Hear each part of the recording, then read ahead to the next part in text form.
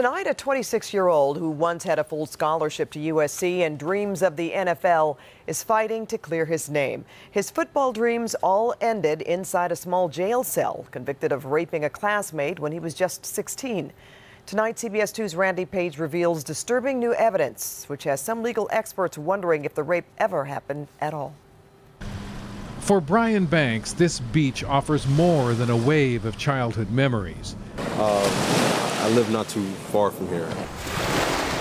It is also a brief diversion from his life as a registered sex offender. I'm still aware of how far I still have to go, towards getting my life back. He's talking about the life he had at 16. Long Beach Poly says they have it! A star middle linebacker at Long Beach Polytechnic High School with a full-ride scholarship waiting for him at USC. I felt like I was on top of the world. Then came the fall.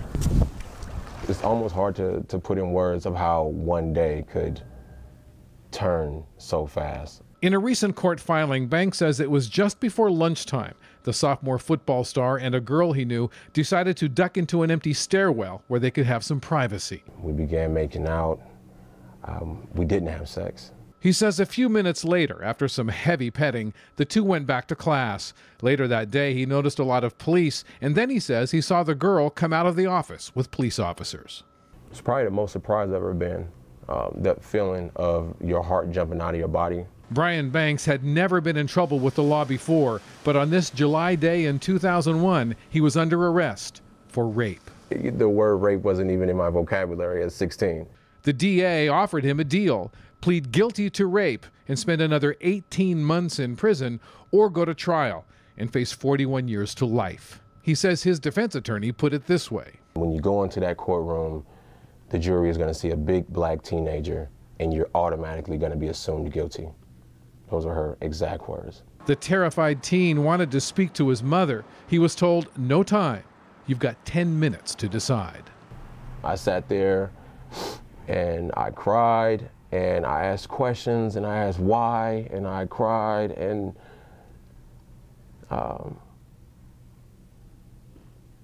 18 months sounded way better than 41 years to life. Brian Banks pleaded no contest to rape.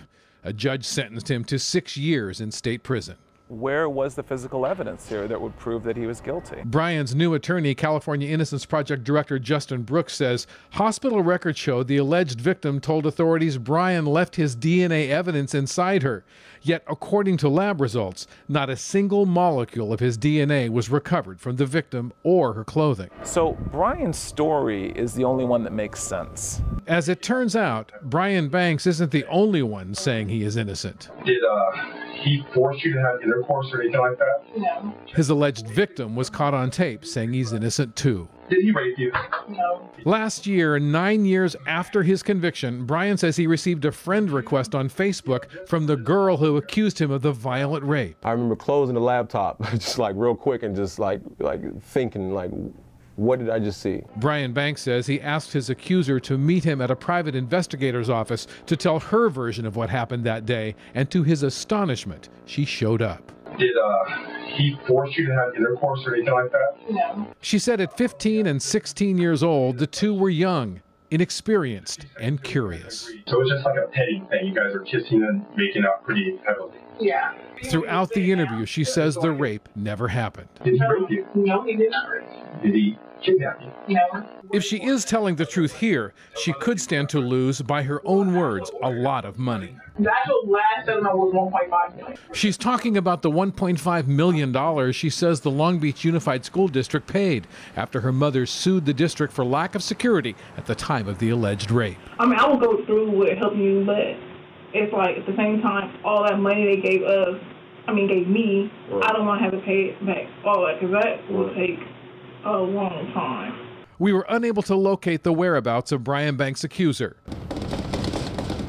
Randy Page with CBS 2 News. Anybody home? But we did track her down by telephone, and she told us she was raped and that she lied in this interview because she claims Brian Banks offered her a $10,000 bribe.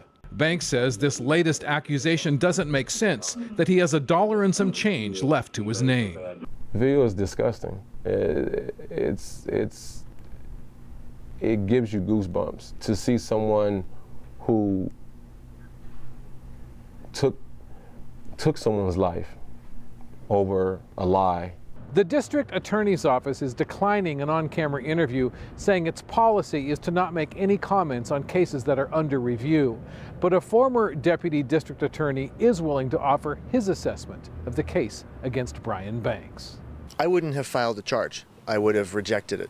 Steve Meister is a former LA County sex crimes prosecutor who worked in the same office that prosecuted Brian Banks. To me, it goes back to the DNA evidence and her inconsistent statements about what happened. DA never should have filed this case, and they should drop it now. For Brian Banks, life as a sex offender is like living in a cell made of glass. You can see the world outside, but it's always just out of reach. The idea that people see me as something that I'm not, you know? I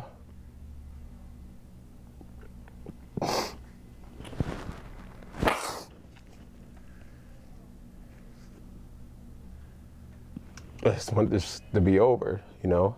When you were 16, you knew what your dreams were. You had a free ride at USC. You had a possible pro career ahead of you. What are your dreams today?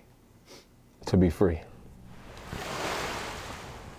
In Long Beach, Randy Page, CBS 2 News. As a result of the new information, the California Innocence Project has filed a petition to try and exonerate Brian, and they're due in court next month. As for the Long Beach Unified School District, where this all happened, no one, not even the superintendent, would go on camera to talk about the case.